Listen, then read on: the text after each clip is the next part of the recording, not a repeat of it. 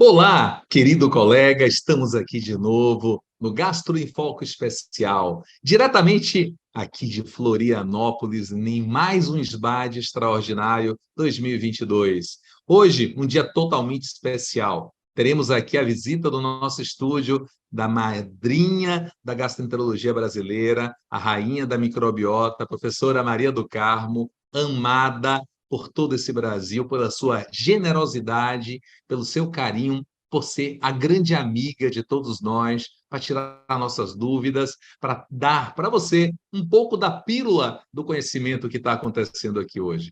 Querido Basílio, seja bem-vindo, meu companheiro, chefe da Comissão Digital. Ok, Fábio, muito obrigado. Doutora Maria do Carmo, seja bem-vinda ao nosso videocast especial do SBAD 2022. É com muita alegria que recebemos aqui em nosso estúdio. E aqui nós queremos bater um papo sobre a brilhante aula que foi apresentada hoje. Parabéns. Supercrescimento bacteriano do intestino delgado. Um tema bastante debatido, apesar de ser um tema que já está presente há décadas, mas hoje, a cada dia, a cada momento, a gente discute sobre diagnóstico, sobre conduta. Sabemos que é uma doença que está presente na vida hoje, do dia a dia do gastroenterologista. Como a senhora avalia, né, essa patologia no nosso cenário da gastroenterologia? Muito obrigada, Basílio, Fábio. O prazer é todo meu de estar aqui com vocês e não poderia deixar de parabenizar, né, a Comissão Digital, Basílio como coordenador e ao Fábio por essa pílula do conhecimento. São várias pílulas, né? Então é maravilha para quem não pôde estar aqui. E a SBAD é um evento muito, muito intenso de conhecimento, também de congressamento entre nós, que é também importante. Então, essa oportunidade de estar aqui é excelente. Parabenizo a toda a diretoria da FBG e, particularmente, nesse momento, a Comissão Digital, ao projeto aí Pílulas do Conhecimento. Agradeço muito o elogio à minha apresentação sobre supercrescimento bacteriano no intestino delgado. Nós abordamos tratamento, mas vamos falar um pouquinho, porque você mesmo comentou a importância desse tema. O supercrescimento bacteriano ele é difícil de ser diagnosticado e muito pouco pensado ainda, embora, claro, como você disse, Basílio, hoje muito mais as pessoas já incorporam esse diagnóstico diferencial na prática diária, mas ainda nós vamos caminhar um pouquinho mais. Mas há anos atrás não se falava nisso, supercrescimento. Então, esses pacientes que têm condições predisponentes, e o grande problema do supercrescimento é que muitas vezes o paciente tem condições predisponentes que a gente não tem como mudá-las, e aí ele vai ter um supercrescimento muitas vezes recorrente. E a qualidade de vida, depois a gente pode dar alguns exemplos, a qualidade de vida dos pacientes melhora muito com o tratamento, seja se ele for portador de doenças funcionais e associadamente tem um supercrescimento, seja ele portador de doenças orgânicas, como um diabético com diarreia, como um paciente com cirurgias prévias, vagotomia. A descrição do supercrescimento bacteriano na literatura foi com paciente pós-vagotomia, há muitos anos atrás. Então, tudo isso faz a gente ter um raciocínio muito importante no sentido de que nem sempre a gente corrige a condição que está causando. Então, muitas vezes a gente vai ter realmente uma recorrência de sintomas. Por exemplo, vou dar um exemplo de um paciente meu que tinha uma doença neuromuscular degenerativa, já faleceu, mas tinha uma diarreia debilitante, ele era cadeirante pela doença neuromuscular, e aquele diarreia recorrente deixava, de fato, a qualidade de vida dele ainda mais impactada, e a mulher dele, encontrando com ela há poucos dias em Belo Horizonte, até num hospital que ela estava, ela me falou, você mudou a vida dele nos últimos meses, porque a diarreia era secundária ao supercrescimento. A gente pode comentar depois, mas esses casos, onde a gente tem uma desmotilidade que não vai ser revertida, a doença neuromuscular é progressiva também no tubo digestivo, e aí a gente fez para ele ciclos de antibióticos a cada mês, o que deu a ele uma qualidade de vida totalmente diferente, né? Imagina um cadeirante sem andar, com diarreias de 14, 15 episódios, e que, de fato, com antibiótico ele melhorava muito, mas recorria. Então, são esses casos que eu acho que a gente tem que pensar na nossa prática. Nós podemos melhorar muitos pacientes, não é só diarreia, manifestação, gases, flatulência, diarreia, claro, às vezes até constipação em alguns pacientes, dor abdominal. Então, são esses quadros específicos, lembra muitas doenças funcionais. Então, a gente tem que, assim, às vezes, um diagnóstico diferencial de doenças funcionais, principalmente em pacientes que têm condições predisponentes, como eu disse, doenças neuromusculares, pancreatite crônica, hepatopatias crônicas, praticamente todas as nossas condições crônicas do aparelho digestivo que tratamos podem ter alguma associação com supercrescimento. Então, é um diagnóstico a ser pensado. E se positivo, a gente pensa também no tratamento, que pode ser único, pode ter que ser repetido e pode, em condições como esse paciente que tinha uma doença grave, já avançada neuromuscular, recorrentes, o que a literatura até sugere, mensalmente a gente faz uma semana, 5 dias, é de forma individualizada. Professora, pensar foi a palavra que você deixou para todos nós. Estamos vivendo a medicina, muitas vezes, sem o tempo necessário para o paciente, para o ouvir, para o acolher, e está deixando de lado a medicina da anamnese, da história clínica. Muitas vezes deixando apenas o exame nos guiar, não como complementar, mas para ser o exame como algo objetivo, aquilo ali para ser o definidor de conduta. Infelizmente, isso daí na neurogastroenterologia, na medicina que a gente realmente está cada vez mais observando o que faz a diferença na vida do paciente, não é o que a gente precisa. Então, essa mensagem sua para nós mais jovens, para os meninos, para o jovem gastro, que é o que a gente está trazendo para a FBG, de observar, de escutar, de ouvir e de pesquisar. Quando você passou para a gente, professora, determinados tópicos desse de dor abdominal, de diarreia, de uma mudança, desse overlap, dessa sobreposição, muitas vezes, com as doenças funcionais.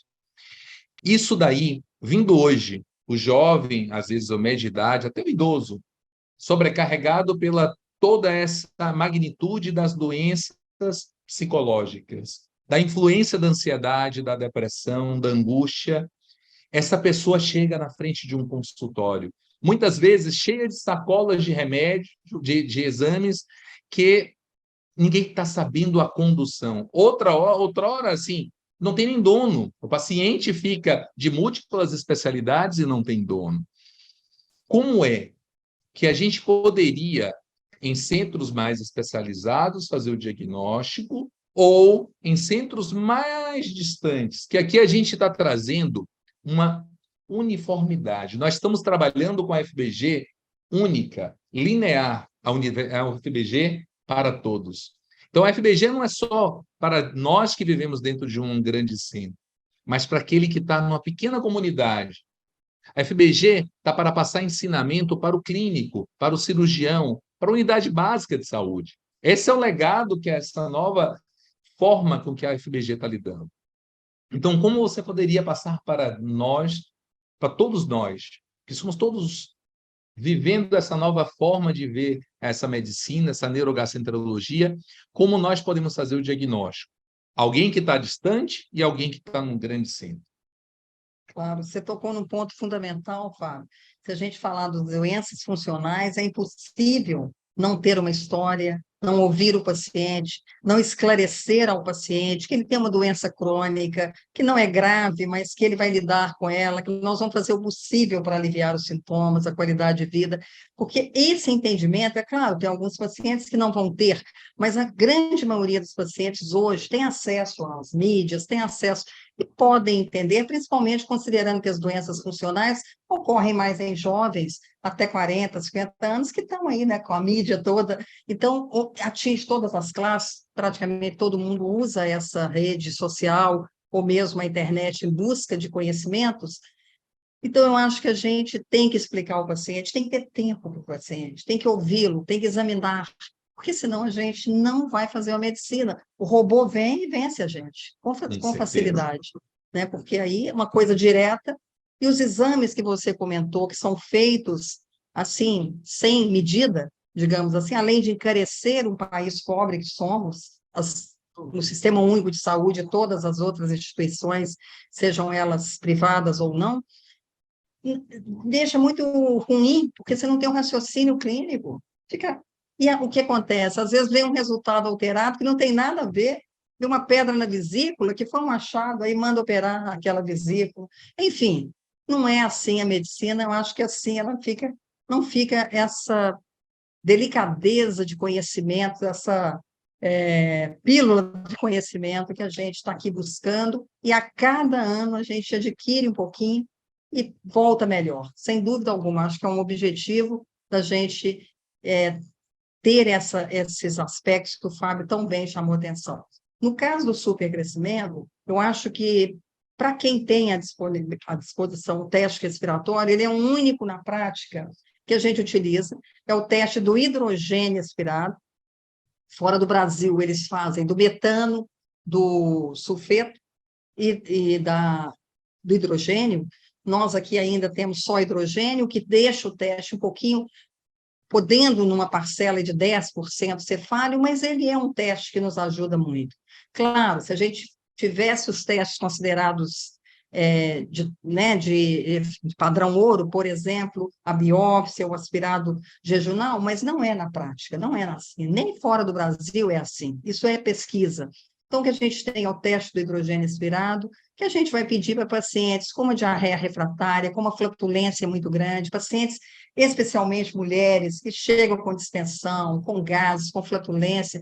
Às vezes, o teste o terapêutico, ou o resultado positivo, muda muito o paciente se ele tratar. Então, temos que pensar nessa possibilidade. Quando tem, é o teste do hidrogênio expirado. Claro que a gente tem algumas dosagens que podem nos dar uma ajuda, como o ácido fólico aumentado, a B12 diminuída, são coisas que às vezes nos ajudam indiretamente, mas que sugerem o diagnóstico. Num centro maior, isso é mais fácil quando você está longe, e esse médico, eu acho que precisa mais da nossa orientação, e a gente se coloca sempre à disposição. Tem, claro, que pensar, e se pensar, pode tratar, deve tratar. Por exemplo, um diabético que chega com uma diarreia crônica, é muito comum o endocrinologista nos encaminha, ou clínico, para uma diarreia que ele não resolveu.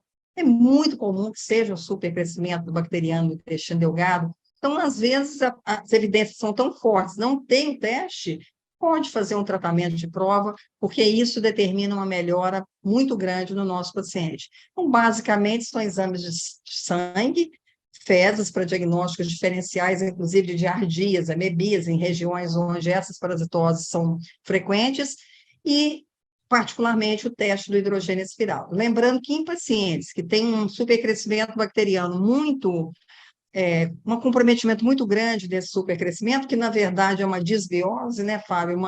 É um descontrole, digamos assim, da nossa microbiota. Nesses pacientes que têm esse quadro, pode haver um comprometimento nutricional, porque sabemos o delgado é nossa região de absorção. Então, nós podemos ter, eventualmente, um paciente com deficiências específicas, vitamínicas, proteicas, mas não é o habitual. O habitual é aquele paciente com uma diarreia crônica, que muitas vezes é funcional, ou seja, sem sinais de alarme, sem alterações evidentes no exame clínico e na história, ou mesmo é um paciente que tem fator de risco, tem doenças que sugerem o supercrescimento, que podem estar associadas e que a gente tem obrigatoriamente que pensar e tratar ou diagnosticar, que é o ideal. Por que é o ideal fazer o teste, na minha opinião? A gente trouxe esse teste para o Instituto Alfa em Belo Horizonte, que eu digo porque eu morava em Barcelona em 2001, e ali eu conheci o teste do hidrogênio expirado, ou seja, há 21 anos, e em 2002, voltando, trouxemos um aparelho para o Instituto Alfa, e desde então a gente faz muitos testes com lactulose ou glicose para supercrescimento, também para lactose, frutose e outros. Mas, enfim, nesse tempo todo, a gente vê que esses 20 anos demorou um pouco até isso cair no conhecimento, na prática do gastroenterologista, agora sim, né? Então, por muitos anos, a gente fez esse trabalho lá no Instituto Alfa, responsável pelo laboratório de teste respiratório, para o H. pylori, mas também para as intolerâncias alimentares e supercrescimento.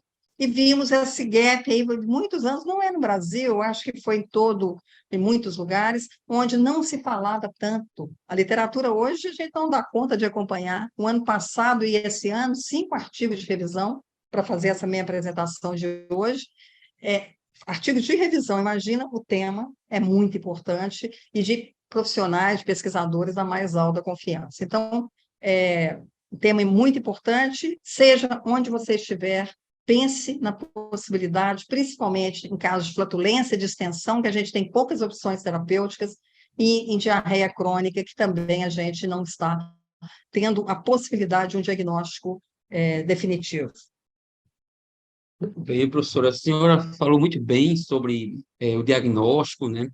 É muito importante entender que as comorbidades, muitas vezes a gente, além dos sintomas, já percebe distúrbios no metabolismo de vitaminas, né? Como você falou também do ácido fólico, mas é importante perceber que o diagnóstico menos invasivo é o teste respiratório, né? Então, eu queria saber da senhora quais seriam as recomendações, né, que faria esse teste ser menos um falso negativo no exame? A gente sabe que o paciente não pode tomar antibiótico nas últimas 4 semanas, que o paciente não deveria estar usando um probiótico, mas eu pergunto, o uso de IBP tem alguma restrição nesse preparo para o exame?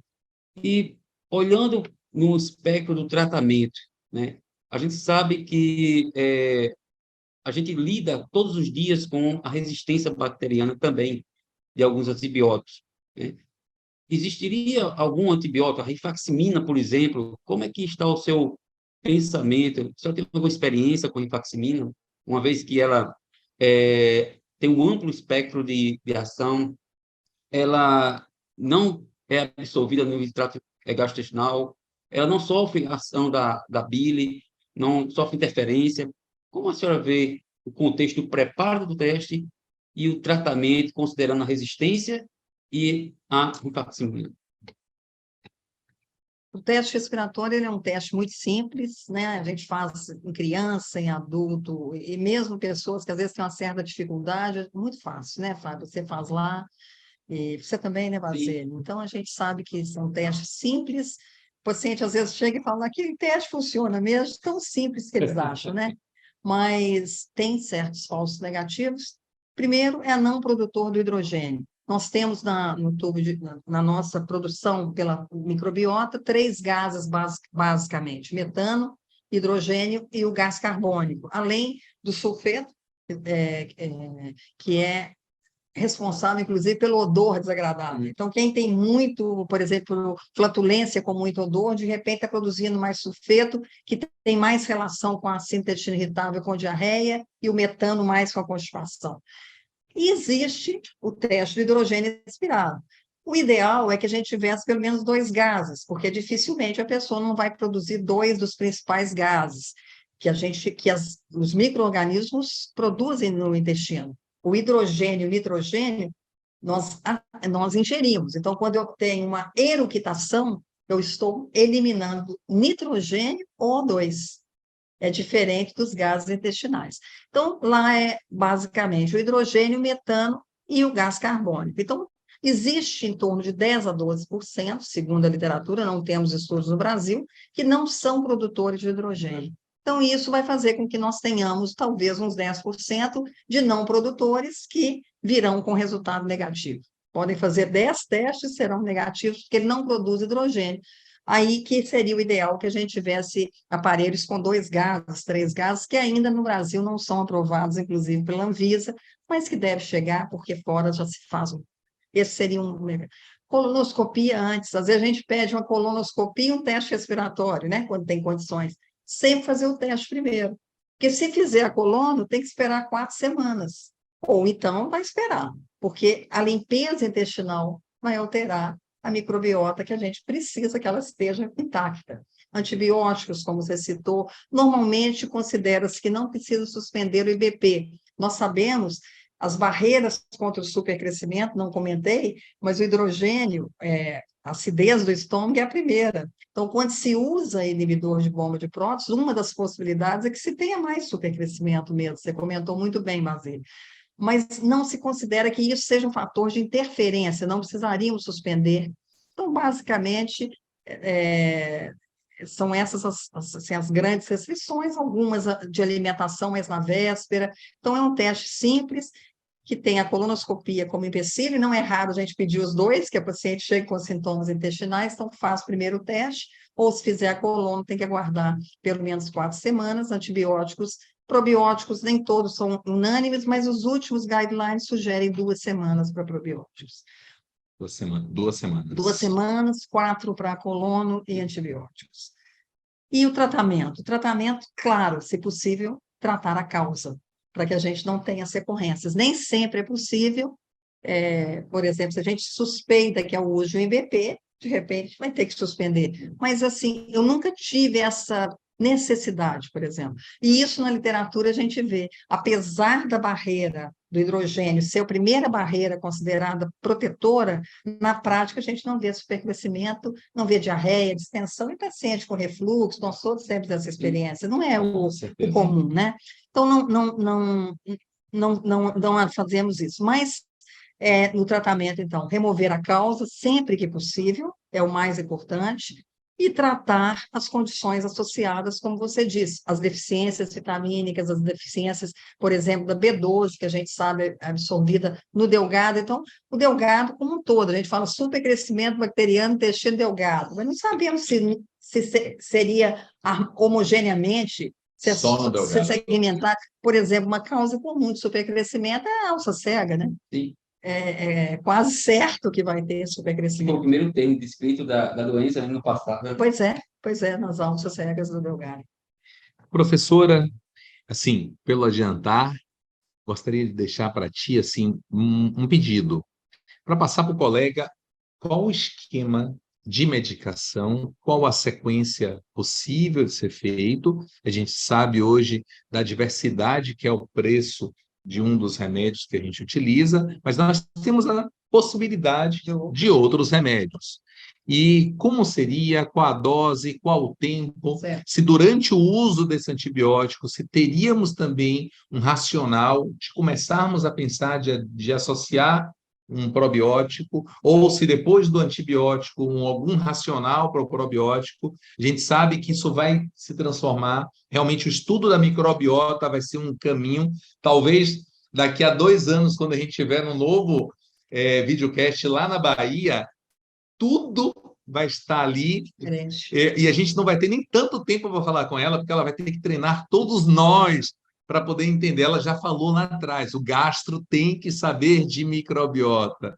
Mas até lá, como poderia a gente poder passar essa informação para o colega que está tão distante da gente nesse momento? Só para fechar. Certo, bem objetivamente, Basílio perguntou da rifaximina, comecemos por ela, é considerado um antibiótico de escolha. Inclusive, no último guideline americano agora de intestino irritável, que saiu em agosto no Gastroenterology, apresentado pelos autores lá no Deredabo, a rifaximina é colocada até com a possibilidade na diarreia crônica, na intestino irritável com diarreia, mesmo com supercrescimento negativo no teste, se a suspeita for grande.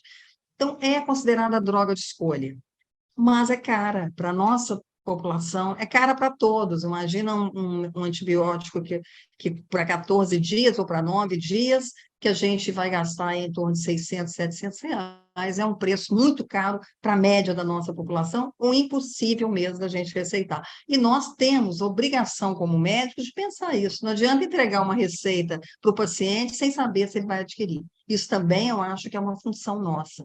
Então, os resultados com a rifaximina são bons na literatura, a dose varia de 1.000 a 1.500 miligramas por dia. O nosso comprimido no Brasil veio com 550.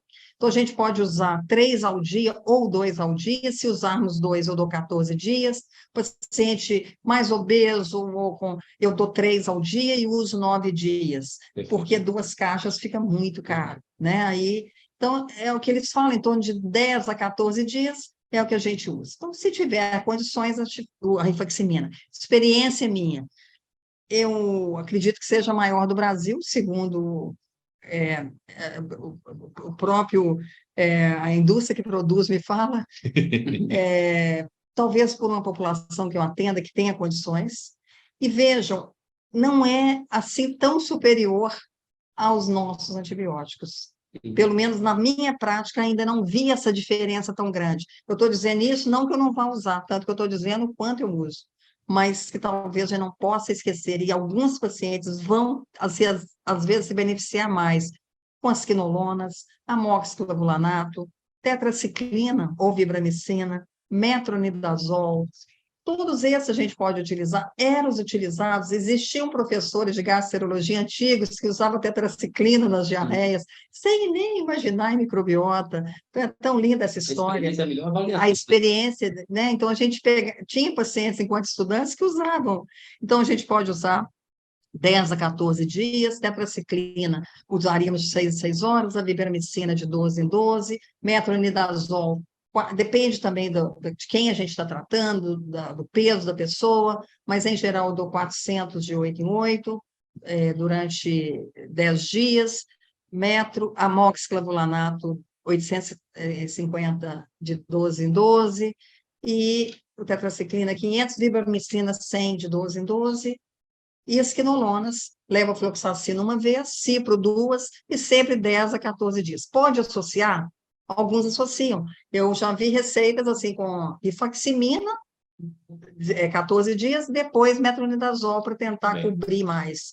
Com probiótico ou sem, a literatura não tem evidências, por tudo que eu até apresentei agora, de que cepa probiótica seria interessante para o supercrescimento. Mas podemos usar, por exemplo, pelas evidências da diarreia associada ao antibiótico, de que o antibiótico vai piorar, pelo menos temporalmente, aquela diarreia.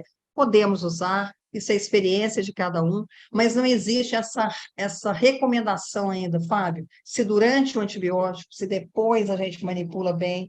Então, essa evidência na literatura a gente não tem, então não tem como eu recomendar. Eu uso com muita frequência, depois do antibiótico, eu uso probiótico. Eu estou falando da minha experiência, mas o que eu vi hoje quer dizer, hoje eu apresentei a aula, mas o que eu vi nesses últimos dias nas minhas revisões é que ainda não há essa recomendação nos consensos, nos guidelines, tanto europeu como americano. Muito bem. É excelente abordagem terapêutica, né? Nós temos um arsenal muito grande de opções, isso é importante. Gostaríamos... Basílio, um detalhe. Pois não. Se o paciente melhora, não precisa repetir o teste. A própria literatura faz isso. Então, porque você deve repetir o teste respiratório para ver se acabou o supercrescimento, a clínica é soberana. Tem uma melhora clínica, a flatulência melhorou, a diarreia melhorou. Vamos. E ao contrário, se um paciente que melhorou muito com antibiótico te procura daí 6 meses com sintomas muito parecidos e tem fatores predisponentes, pode tratar sem o teste porque houve uma resposta positiva. Então, na prática, a gente pode raciocinar fazendo menos testes que também ainda não são cobertos por convênio e que também são caros para a nossa população. Muito obrigada pela oportunidade, foi um prazer enorme estar com vocês. Calma que ainda está tendo mais. Tá aí uma excelente dica, né, para esse finalzinho de tratamento aí, né, de que não precisa repetir o teste, né, considerar o aspecto clínico do paciente é fundamental. Mas, doutora Maria do Carmo, a gente só tem aqui a agradecer toda a simpatia que a senhora demonstrou nessa entrevista, nesse bate-papo, né? Gostaria de passar a palavra para o meu colega Fábio fazer as considerações finais. Obrigada. Primeiro, eu gostaria das suas considerações. Estamos aqui entrevistando, meus amigos, a gente não apresenta o currículo dela porque ao longo de toda a trajetória já foi nossa presidenta, é professora, todos os títulos que ela carrega, ela tem um maior que para todos nós, é nossa amiga. Então, nós estamos tentando passar para aquele que está lá, aquele que está distante, que venha para a FBG, para aquela pessoa que possa voltar a cada vez mais a ter a interação com o mundo científico, se conectar com nossas plataformas virtuais, toda essa gama de conhecimento que a gente está compartilhando, professora, ao longo de toda a sua trajetória. Como a senhora pode observar esse momento da retomada não só dos encontros, das atividades científicas, mas a retomada de um novo projeto para fazer uma medicina melhor, tendo o paciente como centro de atenção do aparelho digestivo.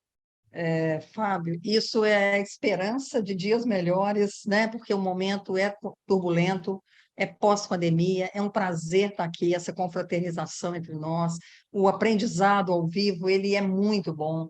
Online funciona? Claro que funciona, trabalhamos tanto, né, online, é uma nova forma de aprendizado, mas o presencial também, ele traz uma boa oportunidade de você estar com quem está falando, as dúvidas podem ser perguntadas ao professor. Então, eu acho que a SBAD é anual, exatamente para que a gente tenha essa oportunidade. E essa visão do paciente, essa visão global, essa nova retomada de uma medicina baseada realmente numa história, numa clínica, e, claro, usando a tecnologia, nós temos hoje uma tecnologia maravilhosa, temos robótica, temos o que vem por aí é inimaginável. A gente, todo ano, daqui a um ano, nós vamos estar falando de coisas cada vez mais diferentes. Poxa, acontece isso, né? Então, eu acho que é aproveitar o que a medicina hoje nos oferece, a tecnologia, os novos conhecimentos, mas sem perder o que é a alma da medicina, que é sempre o paciente em primeiro lugar, ouvi-lo, escutá-lo. Isso faz toda a diferença, não só para o paciente, mas para o nosso raciocínio clínico. E sem isso, eu acho que a medicina fica muito sem graça. Querida professora, mais uma vez uma inspiração para todos nós estarmos contigo. E falar, assim, desse momento é algo encantador. Saber que é uma das mulheres que mais estuda microbiota, mais estuda aparelho digestivo em todo o Brasil, uma das pessoas que mais pesquisa. Assim, lembro quando eu era um pouquinho mais novo que eu sou agora, falar de transplante de microbiota. É altamente inovador. Ela fala em robótica, ela fala em inteligência artificial, mas ela nunca deixa a jovem gastro, ela nunca deixa a colega de falar que o médico é a maior decisão que o paciente tem entre a vida e a morte e, acima de tudo, entre a qualidade de vida. Então, que nós possamos inspirar, professora, a cada momento nesse seu sorriso, na sua generosidade, na forma com que você nos passa, que nós possamos fazer uma medicina muito melhor em prol daquele que está ali nos esperando. Muito obrigado por fazer parte do Gastro em Foco, muito obrigado por fazer e carregar a FBG no coração e nos inspirar para cada vez mais a gente ser uma pessoa melhor. Tá bom? Nos vemos nas nossas plataformas virtuais. Por favor, compartilhe com colegas, mande esse link para todos. Vamos fazer com que a FBG chegue muito mais longe, porque a FBG é sua.